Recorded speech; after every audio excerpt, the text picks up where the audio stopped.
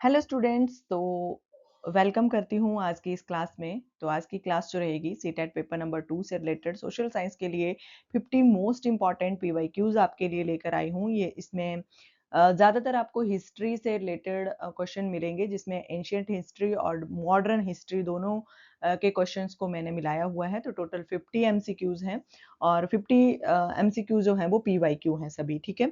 तो क्लास को please and तक जरूर देखिएगा, बीच में स्किप करके बिल्कुल मत जाइएगा। क्लास को अपने फ्रेंड्स के साथ जरूर शेयर कर दीजिए और चैनल पर आप नए आए हो या फिर आपने चैनल को अभी तक सब्सक्राइब नहीं किया है तो प्लीज चैनल को जरूर सब्सक्राइब कर लें, साथ में लगे बेल आइकन को प्रेस कर दें। और क्लास अगर आपको अच्छी लगती है तो प्लीज क्लास को लाइक जरूर कर दें। बाकी कमेंट करके आपकी कोई क्वेरी है, आपका कोई सजेशन है, वो आप बता सकते हो। आपको क्लास कैसी लगी वो भी आप मुझे कमेंट करके बता सकते हो। तो चलिए बिना टाइम गवाए शुरू करते हैं हम आज की ये क्लास।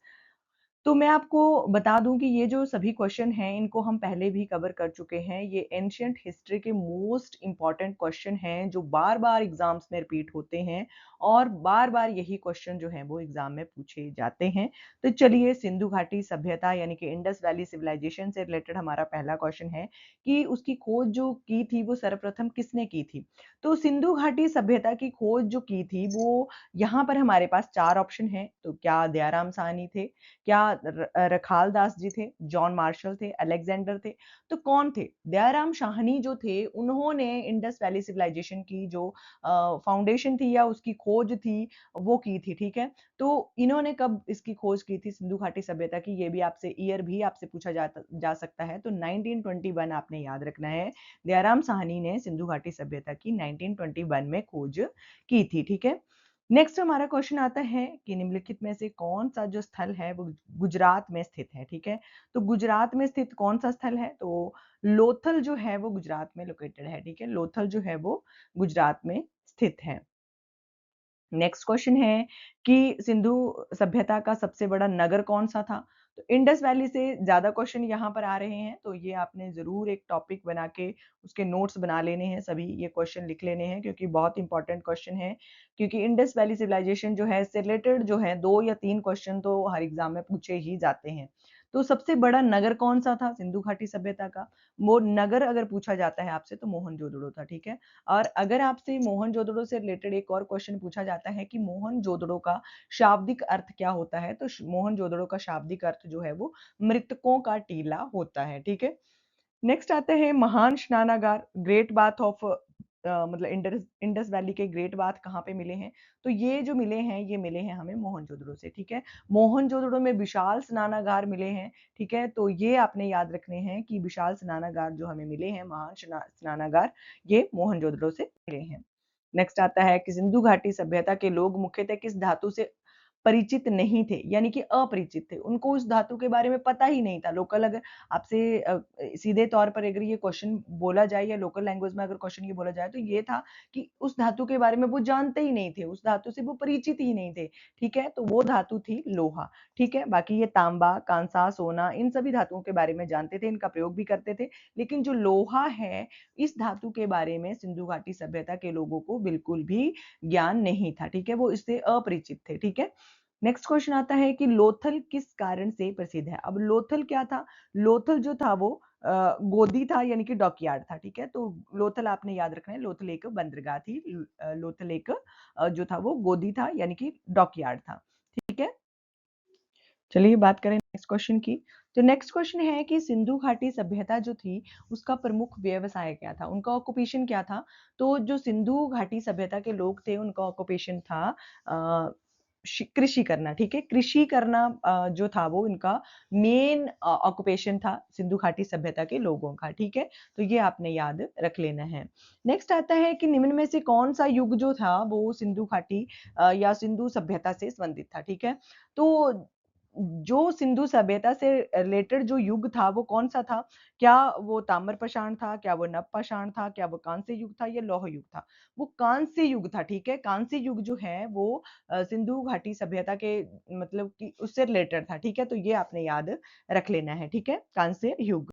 नेक्स्ट आता है कि सिंधु घाटी सभ्यता की लिपि कैसी थी?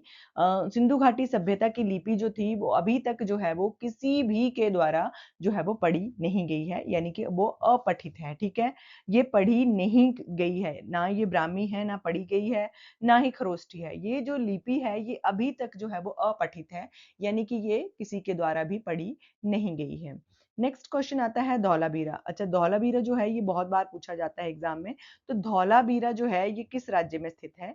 तो धौलावीरा जो है ये गुजरात में स्थित है, ठीक है? धौलावीरा गुजरात में स्थित है। नेक्स्ट नेक्स्ट क्वेश्चन आता है कि ऋग्वेद में सर्वाधिक बार जो किस नदी की का उल्लेख जो है वो किया गया है? बहुत बार अगर ऋग्वेद में किसी नदी का उल्लेख किया गया है वो सरस्वती नदी है, ठीक है? तो सरस्वती नदी का बहुत बार जो है वो उल्लेख किया गया है, क्योंकि सरस्वती नदी को एक पवित्र नदी भी कहा जाता है, और ऋग्वेद जो है वो भी एक मतलब कि धार्मिक मान्यताओं से जुड़ा हुआ वेद है, ठीक है? सबसे प्राचीन वेद है, लगभग 3500 वर्ष पूर्व इसकी रचना हुई थी, तो ये सबसे पुराना, चारों वेदों में सबसे पुराना वेद अगर कोई है तो ऋग्वेद है, ठीक है? तो सरस्वती नदी का बहुत बार जिक्र जो है वो ऋग्वेद में हुआ है। नेक्स्ट आता है कि उत्तर वैदिक काल में सभा एवं समिति का महत्व क्यों घट गया?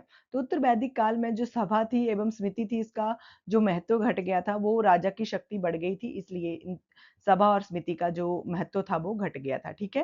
तो ये आपने याद रखना है, विदेशी आक्रमण इसका कारण नहीं होगा, इसका कारण होगा राजा की जो शक्ति थी वो बढ़ गई थी, ठीक है? नेक्स्ट आता है कि वैदिक काल में जो समाज की सबसे छोटी इकाई क्या थी? तो वैदिक काल में जो समाज की सबसे छोटी इकाई थी वो थी कुल, ठीक है? सबसे पहले कुल होते थे, ठीक है? उसके बाद जो था वो मतलब कि धीरे-धीरे गाँव बनते थे, मतलब ऐसे वंश बनते थे, मतलब कि सबसे छोटी अगर इकाई पूछी जाती है समाज की वो कुल होता था, ठीक है? नेक्स्ट आता है गौतम। अब गौतम शब्द जो है ये किससे संबंधित है? गौतम शब्द जो है वो गायों की समृद्ध व्यक्ति से संबंधित है, ठीक है? जिस व्यक्ति के पास जो सबसे ज़्यादा गायें होती थी, उस व्यक्ति को जो है वो सबसे अमीर, सबसे समृद्ध व्यक्ति जो था वो उस टाइम में समझा जाता था, उसको गौतम कहा जाता था, ठीक है? तो गायों से जो समृद्ध व्यक्ति होता था उसको गौतम कहा जाता था, उसको सबसे अमीर जो था वो माना जाता था, ठीक है? जिसके पास जितनी गायें होती थी उसको सबसे ज़्यादा उस टाइम में अमीर जो था वो माना जाता था। नेक्स्ट आता है गायत्री मंत्र किस वेद में मिलता है? तो गायत्री मंत्र हमें मिलता है ऋग्वेद में, ठीक है? ऋग्वेद में जो है वो गायत्री मंत्र मिलता है। अच्छा, ऋग्वेद में अगर आपसे पूछा जाता है कि सूक्त कितने हैं? तो लगभग 1000 से ज़्यादा, यानी कि 1028 सूक्त हैं ऋग्वेद में, और अगर मंडल पूछे जाते हैं तो 10 मंडल लगभग ऋग्वेद में हैं, ठीक है? तो ये आपने याद रखना है। एक क्वेश्चन हमने ऋग्वेद से रिलेटेड और पढ़ लिया कि ऋग्वेद में जो है वो सरस्वती नदी का सबसे ज़्यादा बार उल्लेख हुआ है, ठीक है? नेक्स्ट आता है कि उत्तर वैदिक काल में जो मुख्यतः फसल थी वो कौन-सी थी? तो सबसे मुख्य फसल कौन-सी थी उत्तर वैदिक काल में? वो थी गेहूँ और धान, ठीक है? गेहूँ और धान उत्तर वैदिक काल की सबसे प्रमुख फसलें थी। नेक्स्ट आता है कि कौन-सा वेद जो है मुख्यतः संगीत से संबंधित है? हमारे 4 वेद हैं, चारों के नाम यहाँ पर लिखे गए हैं। ऋग्वेद है, यजुर्वेद है, सामवेद है, वेद है और अथर्ववेद है। तो जो संगीत से रिलेटेड जो वेद है वो है सामवेद, ठीक है? सामवेद जो है इसमें संगीत से रिलेटेड ये वेद है, ठीक है? नेक्स्ट आता है कि वैदिक काल में जो निष्क था वो क्या था? तो निष्क क्या होता था? निष्क होता था आभूषण एवं विनियमन का साधन, ठीक है? अब विनियमन तो आपको पता ही होगा कि लेन-देन के लिए कहा जाता है, किसी चीज़ को लेकर दूसरी चीज़ को देना, वो विनियमन कहलाता है। तो जो निष्क था वो विनियमन का साधन था, और आभूषण था, ठीक है? एक प्रकार का आभूषण था जिसको चीज़ों के बदले लिया और दिया जाता। जैसे कि आजकल के टाइम में जो रुपए हैं उनसे चीज़ खरीदी जाती है, तो उस टाइम में निष्क का प्रयोग जो था वो किया जाता था, ठीक है? एक तरह से ये आभूषण था। नेक्स्ट आता है कि कौन-सा कथन जो है उत्तर वैदिक काल के बारे में सही है, तो उसके लिए हमें चारों कथनों को पढ़ना पड़ेगा। नंबर 1 है हमारा कि वर्ण व्यवस्था समाप्त हो गई थी। उत्तर वैदिक काल में वर्ण व्यवस्था समाप्त नहीं हुई थी। नेक्स्ट है कि लौह धातु का उपयोग प्रारंभ हो गया था। लौह धातु का प्रयोग बिल्कुल भी मतलब कि लौह धातु का प्रयोग जो था वो आरंभ हो गया था। यानी कि सिंधु घाटी सभ्यता के बाद जो था वो लौह धातु प्रयोग में आई थी। उसके जो सिंधु घाटी सभ्यता के लोग थे वो लौह धातु के बारे में नहीं जानते थे। उसके बाद जो मतलब सभ्यता आई, उत्तर वैदिक वैदिक काल आया, उसमें जो था वो लौह धातु का उपयोग जो था वो आरंभ हो गया था, ठीक है? तो यही हमारा कथन जो है वो सही हो जाएगा, ठीक है? नेक्स्ट है कि पुरुष सूक्त किस वेद में मिलता है? तो पुरुष सूक्त जो मिलता है वो ऋग्वेद में मिलता है, ठीक है? 1028 सूक्त हैं, तो इसमें पुरुष सूक्त भी मिलता है, ठीक है? ऋग्वेद में हमें, ठीक है? नेक्स्ट आता है कि गौतम बुद्ध का जन्म किस स्थान पर हुआ था? तो महात्मा गौतम बुद्ध जो थे, उनका जन्म जो था वो लुम्बिनी नामक स्थान पर हुआ था। निरंजना नामक एक नदी के किनारे, ठीक है? गौतम बुद्ध का जन्म लुम्बिनी नामक नदी के लुम्बिनी नामक स्थान पर हुआ था, ठीक है? तो ये आपने याद रखना है। नेक्स्ट आता है कि गौतम बुद्ध को ज्ञान की प्राप्ति कहाँ पर हुई थी? ये क्वेश्चन बहुत बार पूछा गया है। ज्ञान की प्राप्ति बोध गया में गौतम बुद्ध को जो थी वो ज्ञान की प्राप्ति हुई थी बोध गया में, ठीक है?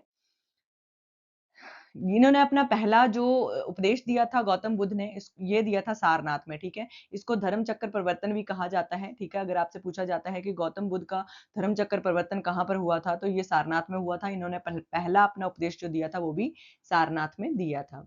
नेक्स्ट आता है कि बौद्ध धर्म के 3 रत्न कौन-से थे? तो 3 रत्न थे बुद्ध, धर्म और संघ, ठीक है? बुद्ध, धर्म और संघ जो थे वो बौद्ध धर्म के 3 रत्न थे, ठीक है? 3 रत्न थे।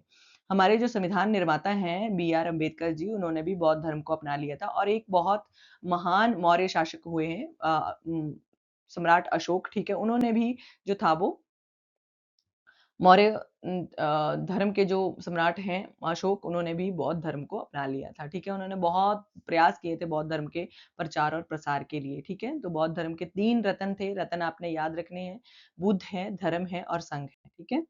नेक्स्ट आता है कि गौतम बुद्ध ने किस भाषा में उपदेश दिए थे? अच्छा, उपदेश तो इन्होंने पहला उपदेश सारनाथ में दिया तो कौन-सी भाषा में दिए? ठीक है, इन्होंने उपदेश अपने दिए थे पाली भाषा में। कौन-सी भाषा में?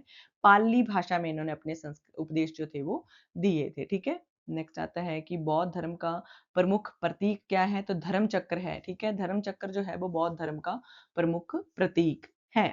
नेक्स्ट आता है महापरि परिनिर्माण किस घटना को कहा जाता है? तो जो बुद्ध की मृत्यु हुई थी उसको महापरिनिर्वाण जो है वो कहा जाता है। ऐसे भी आपसे पूछा जा सकता है कि बुद्ध ने जो निर्वाण जो है वो कौन से स्थान पर प्राप्त किया था या बुद्ध की मृत्यु कहाँ पर हुई थी? इसका मतलब यही होगा।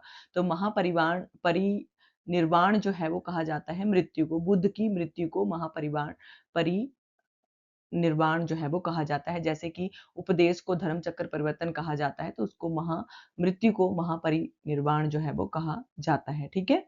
नेक्स्ट आता है कि चौथा बुद्ध बौद्ध संगीत किस शासक के समय आयोजित हुआ था? अच्छा, इनकी ना 4 संगीतियाँ हुई थी बौद्ध धर्म की, ठीक है? 4 संगीतियाँ हुई थी, चारों ही अलग-अलग शासकों के कालों में हुई थी। तो जो चौथा बौद्ध संगीति हुई थी, चौथी बौद्ध संगीति हुई थी, ये हुई थी कनिष्क के टाइम में, ठीक है? कनिष्क जो था वो बहुत महान एक कुषाण राजा था, ठीक है? तो इसके टाइम में जो थी वो चौथी बौद्ध संगीति हुई थी, ठीक है? नेक्स्ट आता है कि कौन-सा जो बौद्ध धर्म है उसका मूल सिद्धांत नहीं है, तो यज्ञ द्वारा मोक्ष प्राप्त करना जो है वो बौद्ध धर्म की मूल सिद्धांत नहीं है, ठीक है? ये नहीं मानते थे कि यज्ञ के द्वारा मोक्ष जो है वो प्राप्त किया जा सकता है। अच्छा, बौद्ध धर्म का सबसे प्रसिद्ध विश्वविद्यालय कौन-सा था? तो बौद्ध धर्म का जो सबसे प्रसिद्ध विश्वविद्यालय था वो था नालंदा विश्वविद्यालय, ठीक है? नालंदा विश्वविद्यालय जो था वो बौद्ध धर्म से रिलेटेड था और ये इनका सबसे प्रसिद्ध जो था विश्वविद्यालय था, ठीक है? जैन धर्म के प्रथम तीर्थकर कौन थे? अब जैन धर्म के बारे में थोड़ा-सा पढ़ लेते हैं। तो जैन धर्म के जो प्रथम तीर्थकर थे वो ऋषभवेद थे, ठीक है? ऋषभवेद या आदिनाथ इनका नाम था। ये जो थे वो जैन धर्म के प्रथम तीर्थकर थे। अच्छा, ये जो महावीर स्वामी थे ये जैन धर्म के कौन-से नंबर के तीर्थकर थे? तो ये अंतिम और 24वें नंबर के तीर्थकर थे, ठीक है? अंतिम 24 तीर्थकर हुए हैं जैन धर्म में, तो अंतिम जो हुए हैं महावीर स्वामी हुए हैं, ठीक है? तो ये जो हैं वो 24वें तीर्थकर थे, ठीक है? जैन धर्म के ये 24वें तीर्थकर थे, ठीक है? नेक्स्ट आता है कि महावीर स्वामी का जन्म जो है वो किस गणराज्य में हुआ था? तो कौन से गणराज्य में हुआ था? बज्जी संघ के अंतर्गत कुंड गाँव में इनका जन्म जो था वो हुआ था, ठीक है? तो कुंड गाँव में इनका जो था वो जन्म हुआ था, कुंड ग्राम, ठीक है? तो बज्जी संघ से रिलेटेड था, ये भी आपने याद रख लेना है। नेक्स्ट आता है कि महावीर स्वामी को कैवल्य ज्ञान कहाँ पर प्राप्त हुआ था? तो कैवल्य ज्ञान की प्राप्ति जो हुई थी, वो हुई थी अ, त्रिजुपालिका नदी के ऋजुपालिका नदी के तट पर अ, झिम्बिक गाँव के निकट, ठीक है? यानी कि ऋजुपालिका नदी ही आपने याद रखनी है, ठीक है? ऋजुपालिका नदी जो है, वो आपने याद रखनी है। इनको यहाँ पर कैवल्य ज्ञान की प्राप्ति हुई थी। नेक्स्ट आता है जैन धर्म का जो प्रमुख सिद्धांत अपरिग्रह जो है वो किससे संबंधित था। अपरिग्रह क्या होता था जैन धर्म में? अपरिग्रह होता था कि आवश्यकता से अधिक संग्रह ना करना, ठीक है। जितनी आपको आवश्यकता है उतना ही संग्रह जो करना जो है वो अपरिग्रह जो है वो कहलाता है, ठीक है। आवश्यकता से ज्यादा संग्रह करना जो है वो अपरिग्रह नहीं होता है, ठीक है।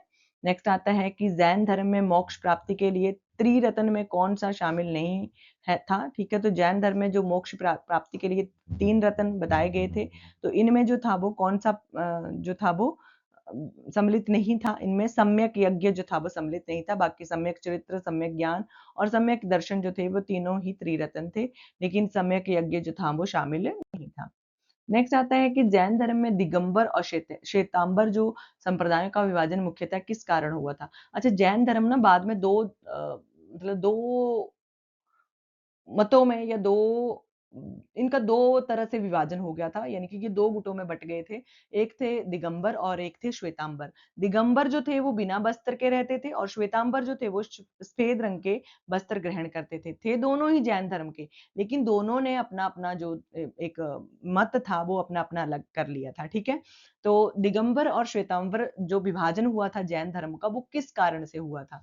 इनका कारण था कि वस्त्र धारण करना और आचार संबंधी मतभेद, ठीक है। इनका आचार व्यवहार संबंधी जो मतभेद था उसके कारण इनका जो विभाजन हुआ था और वस्त्र धारण करने से रिलेटेड भी एक जो गुट था वो कहता था कि वस्त्र धारण नहीं करने चाहिए और दूसरा जो गुट था उसका मानना था कि हमें सफेद रंग के ही वस्त्र जो है वो धारण करने चाहिए, ठीक है। तो दोनों में इस कारण जो था वो मतभेद पैदा हो गया था, उसी कारण जो था वो जैन धर्म का 2 संप्रदायों में जो था वो विभाजन हो गया था, ठीक है।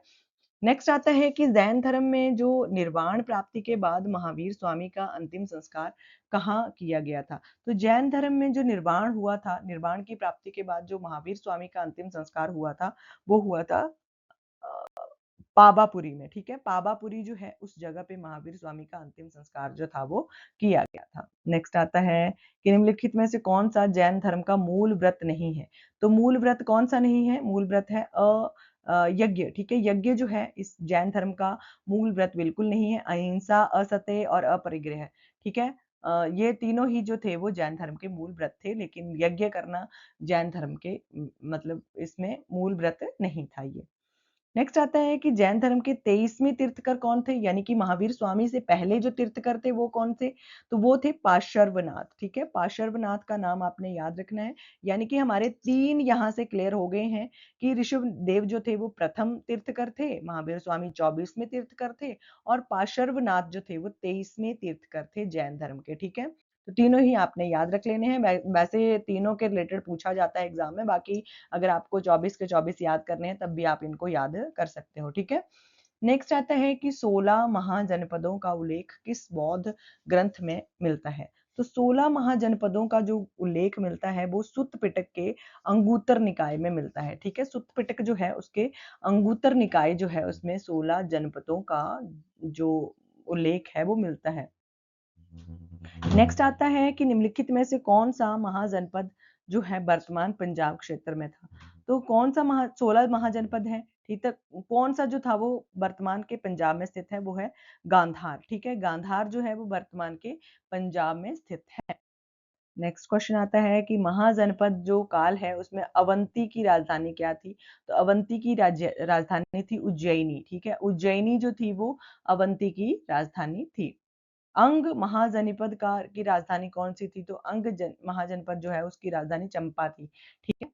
नेक्स्ट आता है कि महाजनपद गणतांत्रिक शासन व्यवस्था के लिए प्रसिद्ध था, कौन-सा था?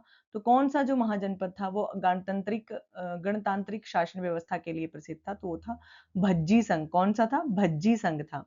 नेक्स्ट आता है मगध के शक्तिशाली बनने का प्रमुख कारण क्या था? तो मगध के शक्तिशाली बनने का जो प्रमुख कारण था वो था ऑप्शन नंबर बी उपजाऊ भूमि और लौह अयस्क की उपलब्धता, ठीक है? उपजाऊ भूमि और लौह अयस्क की अधिकता उपलब्धता। बिंबिसार किस राजवंश का शासक था? अच्छा, बिंबिसार जो था वो हर्यक वंश का जो राजवंश का शासक था, ठीक है। हर्यक राजवंश जो था उसका मतलब शासक बिंबिसार था, ठीक है। नेक्स्ट आता है अजातशत्रु ने अपनी राजधानी कहाँ स्थापित की थी? तो अजातशत्रु ने जो अपनी राजधानी स्थापित की थी वो राजगिरी में की थी, ठीक है, राजगिरी में। नेक्स्ट क्वेश्चन, हमारा सेकंड लास्ट क्वेश्चन है कि पाटलिपुत्र जो नगर है, उसकी स्थापना किस शासक ने की थी? तो पाटलिपुत्र नगर की स्थापना जो की थी वो उदयनी ने की थी। उदयन जो था उसने पाटलिपुत्र नगर की स्थापना जो थी वो की थी। नेक्स्ट और लास्ट क्वेश्चन है हमारी क्लास का कि निम्नलिखित में से कौन सा महाजनपद दक्षिण भारत में स्थित था? तो दक्षिण भारत में जो स्थित था वो था अस्क, ठीक है। अश्मक उसको कहा जाता है या अस्क उसको कहा जाता है। ये जो था वो दक्षिण भारत में स्थित था, ठीक है, दक्षिण भारत में स्थित था। ये सभी क्वेश्चंस बहुत इंपॉर्टेंट हैं एग्जाम के पॉइंट ऑफ व्यू से, बहुत बहुत बहुत इंपॉर्टेंट क्वेश्चन है ये सभी। और इसमें इस क्लास में आपके 3 टॉपिक जो हैं वो क्लियर हो गए। सबसे पहला आया हमारा इंडस वैली सिविलाइजेशन, दूसरे नंबर पर हमने बौद्ध धर्म से रिलेटेड मोस्ट इंपॉर्टेंट क्वेश्चंस पढ़ लिए हैं, और तीसरे नंबर पर हमने जो है वो उत्तर वैदिक काल भी पढ़ लिया हमने, जो था वो जैन धर्म के बारे में भी क्वेश्चंस पढ़ लिए, ठीक है। और बाकी भी हमने बहुत सारे क्वेश्चंस इस क्लास में जो हैं वो पढ़े हैं। तो आई होप आपको क्लास अच्छी लगी होगी। मिलते हैं आपसे नेक्स्ट क्लास में। आज की क्लास के लिए बस इतना ही। क्लास को शेयर करना बिल्कुल ना भूलें और चैनल को ज़रूर सब्सक्राइब कर लें। इसी तरह से और भी वीडियोज़ के लिए आप चैनल के साथ ज़रूर जुड़े रहें। तो मिलते हैं आपसे नेक्स्ट क्लास में, तब तक के लिए बाय।